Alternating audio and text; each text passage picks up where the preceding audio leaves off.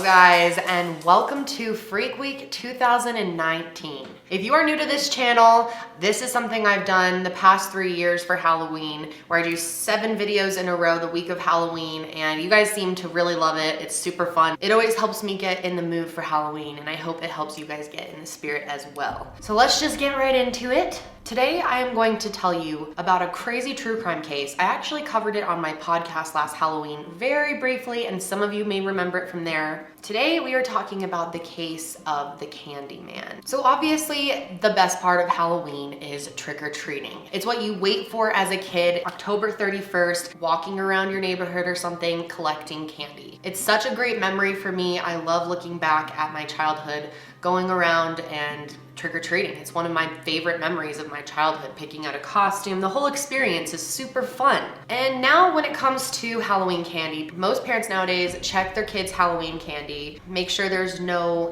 splinters or staples or something inside of it. Most people make sure it's all sealed up and, doesn't look sketchy, doesn't look homemade. But there was a time where parents were definitely not as aware or even thought that that could be an issue. Back in the 70s, there was, a trust among people and no one was thinking to check their kids' Halloween candy. But that all changed in Houston, Texas in 1974. So first, let me tell you about Ronald Clark O'Bryan. He was a guy that lived in Deer Park, Texas, right outside of Houston, Texas. He lived with his wife, Danae, and they had 2 children together. They had a son named Timothy in 1966 and a daughter named Elizabeth in 1969. And Ronald was known as a pretty decent, average guy. He actually was an optician for a well-known optical chain in Texas. He was also really involved with his Baptist church, and he even sang in the choir. So fast forward to Halloween of 1974. Ronald and his 2 kids and a few of their neighbors and their parents were all out trick-or-treating as a group. Timothy, his son, was dressed as a character from Planet of the Apes. That movie had just come out and it was super popular at this time, so a bunch of kids were dressed up that way for Halloween. And in their group was another family from church. There was Jim and his 2 kids, Mark and Kimberly. Ronald actually went over to Jim's house to trick-or-treat because they lived in a better neighborhood and he thought the trick-or-treating would go better. So they were having a fun, normal night trick-or-treating, going door to door together, picking up candy. But then they came to a house where the lights were off. And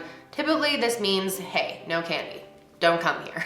But they decided, we're gonna try anyway. So they went up to the house, knocked on the door, and nobody answered. So the kids were like, whatever, okay, on to the next house. And so Jim and the kids went to the next house, but Ronald stayed behind at this house. A little while later, he caught up with them and he told them that he decided to stay at that house and continue trying to get them to answer the door and get some candy, which is so weird. I don't know what he was thinking, trying to make that story make any sense. What adult goes to a house that's clearly not giving out candy and stays there until they do without kids there? But he said that eventually they did finally answer the door and gave him 6 pixie sticks to give to the kids. And if you don't know what a pixie stick is, it's like a little paper tube with sugar in it. It's like a sugary powder. So he gave pixie sticks to all the kids, including another 10-year-old boy from church. So they continued about 2 blocks down the street, trick-or-treating as normal until they decided to just call it a night and go back home. And once the kids got home, of course, the first thing you do is dump out your bag of candy, sort what you have, and start, mowing down on it. So of course, Timothy wanted to eat his pixie stick right away. According to Ronald, Timothy was having trouble getting the pixie stick open because it was stapled shut. So Ronald decided to help him with it and gave it to him. And as Timothy was eating the pixie stick, he said that it tasted really bitter and just gross, not right. So Ronald ended up giving him some Kool-Aid to wash down the taste and hopefully help. And he said he thought that it was just rotten or old. Although only a few minutes later, Timothy started complaining of a stomach ache, a really bad stomach ache. He ran to the bathroom and started vomiting and convulsing, just terrible. Ronald said he ran to the bathroom and stood there with his son and held him until he basically just went limp in his arms. He called 911 and they, tried rushing him to the hospital, but it was too late. He had died within an hour of eating the pixie stick. So word got out really quick that this happened to Timothy, and everyone in the neighborhood was scared. People in the area started thinking there's gotta be a house that's giving out poisonous candy. And this caused extreme panic all over this area. A lot of parents were just making their kids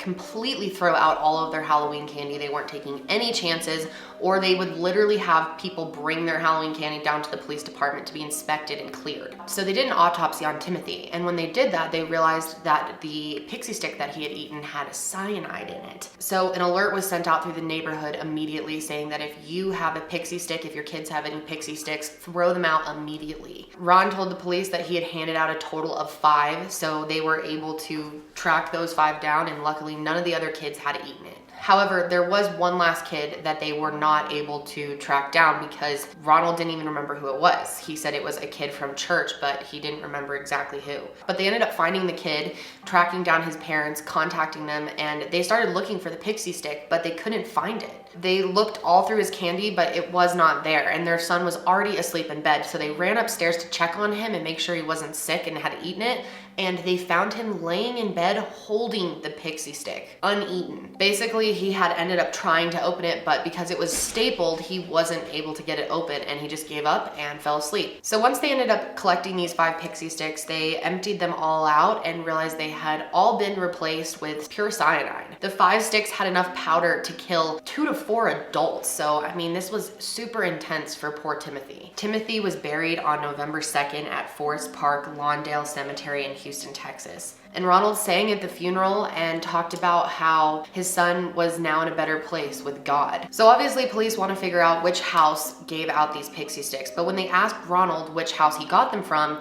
he didn't remember. Now, like I mentioned, they only went 2 blocks because it had actually started raining, so they ended up wrapping up their night a little early, so it wasn't that many houses that they had been to for him to have gotten the pixie sticks from. So they instantly thought that this was kind of weird for him to say. So police decided they'll just go to all the houses that they went to and start questioning people. However, none of the neighbors seemed to be giving out pixie sticks, or at least they claimed they never gave any out. And there wasn't any evidence of pixie sticks in their houses. So they ended up walking with Ronald around the neighborhood, hoping that he would remember, something would jog his memory and he would remember where he got the pixie sticks from. And finally, he did remember which house it was. And once he saw the house, he remembered a bit more. Ronald claimed that this house was dark, and Ronald claimed that he continuously was knocking on the door because they weren't answering right away. He said they didn't have any lights on, and when they opened the door, the lights were still off, and they only opened the door enough to stick a hand out and hand him the 5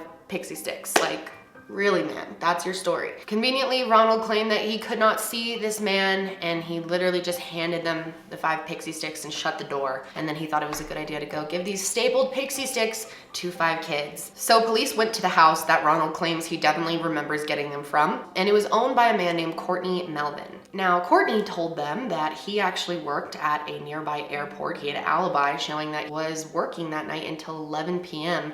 and that's why the lights were off and he wasn't giving out candy at his house. So he was like, there's no way you got pixie sticks from my house. So they are definitely starting to look more at Ronald now. It's not looking so good for him. So after looking into Ronald a little more, the police realized that he was actually in over $100,000 of debt, which is quite a bit for 1974. And in addition to that, he had 21 jobs in the last 10 years because he wasn't ever able to keep a job. And during this time, he was in a bit of hot water at his optical store because he was accused of stealing from them. Not only that, but there was a lot of other things going wrong in his life. His car was about to be repossessed. He had defaulted on several bank loans, and their family home was about to be foreclosed on. So Ronald is already looking pretty guilty at this point, but things got taken up a whole nother level when the police ended up finding out that he had taken out life insurance policies on his kids very shortly before this all happened. January of that year, 1974, he took out 2 $10,000 life insurance policies on his kids. And 1 month before this all happened, he took out an additional $20,000 per kid. Then just a few days before Halloween, Ronald ended up taking out another $20,000 policy on each kid. All of this racked up to $60,000 per child. So obviously when police found this out, they were like, okay, what? No kids have life insurance policies this young, especially for that much. So the life insurance company ended up contacting the police and telling them that on November 1st, the day after Halloween, when Timothy died, he immediately called them up asking how he would go about getting that money for his dead child. And his wife, Danae, had no idea that either of the kids had life insurance policies. So as if Ronald couldn't look any more guilty, a local chemical supply store contacted police as well and claimed that Ronald had come in a few days before Halloween looking to buy cyanide. However, this supply store, like most, had major restrictions on how much you could get. They would only give you a tiny amount unless you had some type of license. According to them though, he came in looking for way more cyanide than was even in those 5 pixie sticks. And when they denied him, he just left. So imagine he may have been trying to make way more than he even did. So finding this out was the last straw for the police. And November 5th, 5 days after Timothy had passed away, they ended up arresting Ronald Clark O'Bryan. He was indicted on 4 counts of attempted murder and 1 count of capital murder for his son Timothy, his own child. What a savage. And he immediately pleaded not guilty to all 5 charges. The case ended up attracting tons of national coverage, and the media dubbed him the Candyman. So his trial began on May 5th, 1975. And during the trial, there was actually a chemist who was friends with Ronald, and he said that in summer of 1973, the year before, that Ronald had asked him about cyanide and how much could kill someone. Friends and coworkers of Ronald also claimed that he had an unusual cyanide interest, and he would randomly talk about how much it would take to kill somebody. And then Ronald's sister and brother-in-law ended up claiming that during the funeral, Ronald was going around talking to everyone about how he was gonna go on this big long vacation to kind of deal with the grief after his son died, you know, with the insurance money. And he was talking about buying a bunch of other shit. So even they were like, okay, this is not adding up. But despite all of these things, Ronald still was saying, I am not guilty of this. He was still trying to push the theory that there was some nut job in the neighborhood passing out poisoned candy to kids and that he had nothing to do with the death of his son. But his case was weak as fuck, to say the least.